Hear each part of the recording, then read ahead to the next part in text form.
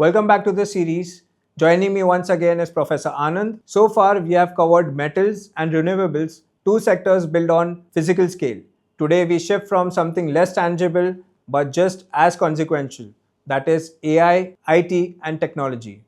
What is the role of GCC in India? And also, if you can explain little bit about GCC to our audiences. Thing is, many people are not aware about the concept of GCC. When it comes to GCC, I can say it's Global Capability Center, and here real estate is going to play an important role. Imagine a foreign company comes to India, comes up with its setup in India, has purchases the servers which are required, comes up with the setup of servers which are required, and takes all the important decisions from that particular place. So it's going to play an important role in future. Now, coming back to your question, what is the role of GCC? See, many people think that GCCs can create problems for the IT sector, but I think that it's a kind of reinvention of the IT sector. My dad, in fact, when he was young, he was into software development.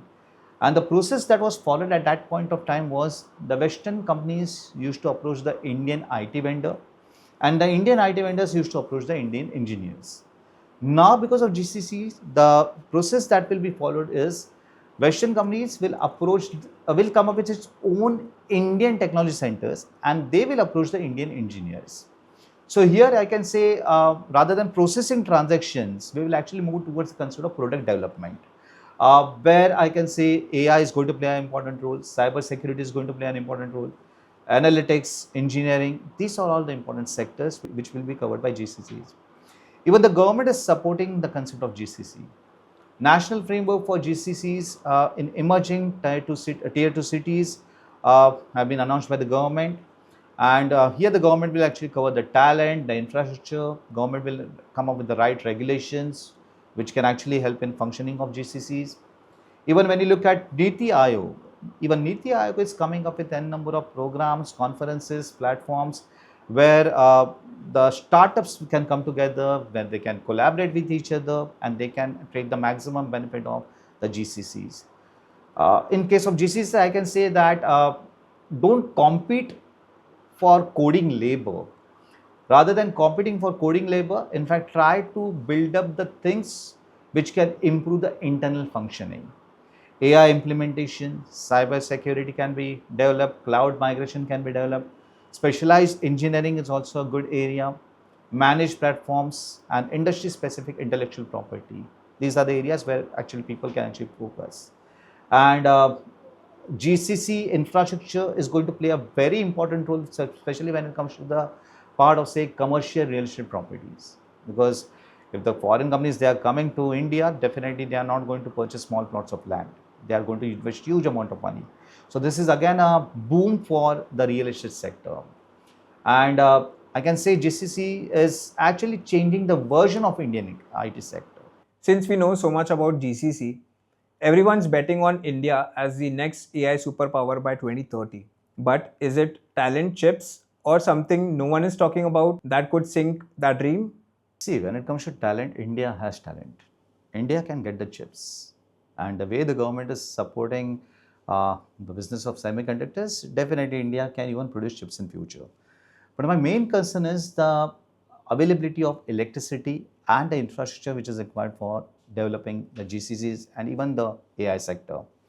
Uh, when we speak about this sector, I can say it requires semiconductor infrastructure, it requires data centers, it requires electricity, and it requires huge amount of capital. No doubt, government is trying its level best. Government is providing the maximum support to this particular sector.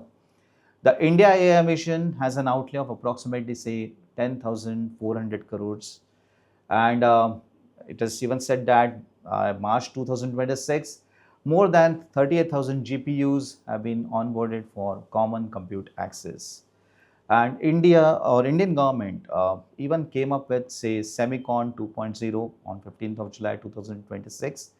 It has an outlay of approximately 1,27,500 crores. So this program will actually target the designing, target the manufacturing and the broader semiconductor ecosystem. Now, the main thing is availability of resources, availability of the most important resource, that is electricity. As per your insights, can India afford to run millions of AI workloads without importing virtually every critical piece of the computing stack? See, India cannot import every critical piece of computing stack because uh, getting n number of products from different countries at a very high cost, definitely it's not going to work in favor of our economy. We need to develop the resources, we need to develop the infrastructure. Probably that's the reason why there are many private players in the market which are even working on the concept of green energy. That's going to play an important role. And here I can say I can say the scope is tremendous. People can focus on the data center cooling business. People can focus on liquid cooling, semiconductor, chemicals, chip packaging, optical interconnects, power management chips, data centric transformers. These are the things where the producers can actually focus in future. And personally, I feel that the cooling centers, the data cooling center activity or the liquid cooling center activity is going to play a very important role in future.